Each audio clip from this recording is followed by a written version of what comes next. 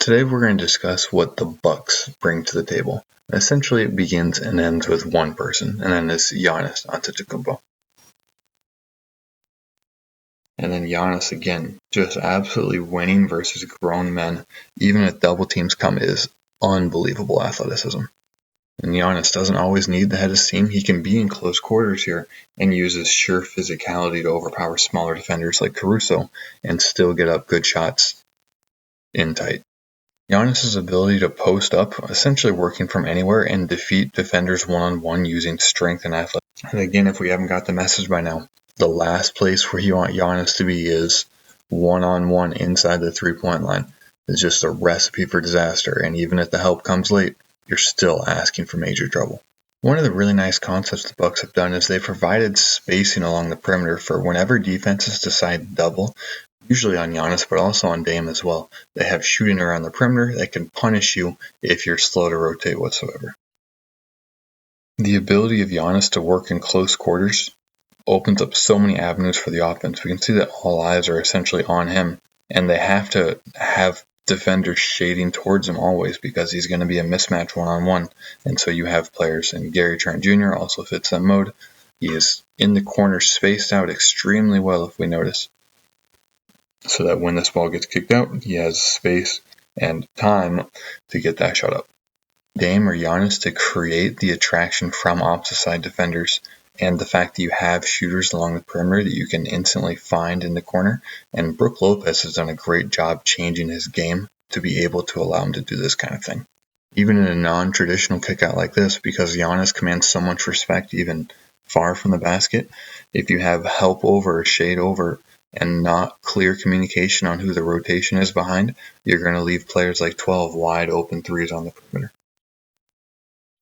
And this is actually a wrinkle you don't see very often, is usually cutters kind of stay near the rim over here, but AJ Green goes all the way to the other side. And I guess what that does is it puts stress on who the help would have been, and so he has to close out late, and AJ Green again with a very difficult shot. So then the ability of the Bucks to do this without Giannis on the floor, get the ball to the middle, and you have shooters surrounding, but you especially have shooters like AJ Green, who is lights out this year so far. And then I love this, getting the ball to the inside forces the defense in rotation. Because you have good spacing, it means the defense has to close out farther, and long closeout means you can also drive it.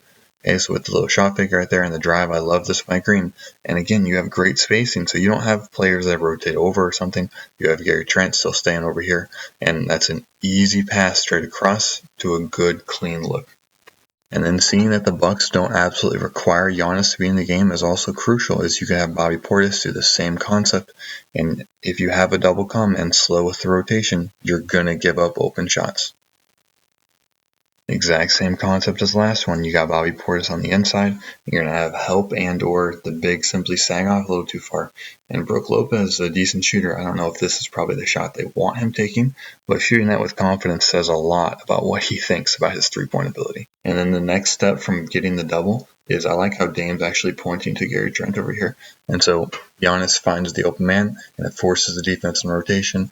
One more pass, and I would actually like Dame to pass this ball to Brook Lopez, but instead he does the one dribble and pull up. Probably a more difficult shot, but because the over pursuit by 55, it did lead to a clean look. And the beautiful thing with so much spacing, it gives any mistake on the inside. So Caruso is here, and he's going to have the size mismatch, and because you have every player so tight in here, you have Giannis and Caruso one-on-one. So Giannis gets a slight edge, just put the ball up high, and Giannis will go get it.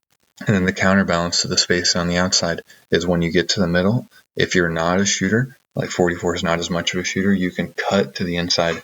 And because the defense doesn't exactly know who's the shooter versus not, they don't know where the cut is going immediately, it puts a lot of strain on the defense because it's difficult for who steps up to stop 44, and he's coming downhill, so another wide open bucket. Almost the exact same concept right here.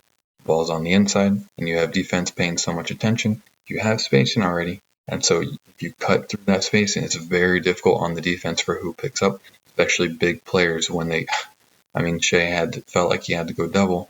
And so that meant that there's no one essentially in help protection and an easy cut to the middle. Because of the force that Giannis represents in transition and just athletic ability coming downhill, you often see multiple defenders shading over to him. And again, Bobby Portis, same as Lopez, has done very similar in transforming his game to allow him to be this kind of player. Then in almost the exact same concept, we know that Dame can shoot the ball, and he's the exact same situation, a little too much help on Giannis, and a 3. And then Dame's ability to get up high percentage looks in transition, especially when all the attention's on Giannis, puts a lot more strain on the defense because you have to worry about the inside and the outside. And then obviously with Dame, any miscommunication whatsoever, you get caught going behind a screen for some reason or off a little live ball chaos, and you're going to give up another open 3 as well. And this is something I'm not familiar with, but that's a very difficult shot. I'm not sure if the Bucks do this often because I haven't watched a huge amount of their games, but if AJ Green can hit this kind of difficulty of shot, that is elite. And then like we saw with AJ Green, this is another very difficult 3, and that is like off balance. That is an extremely difficult 3 that Dame hits with consistency.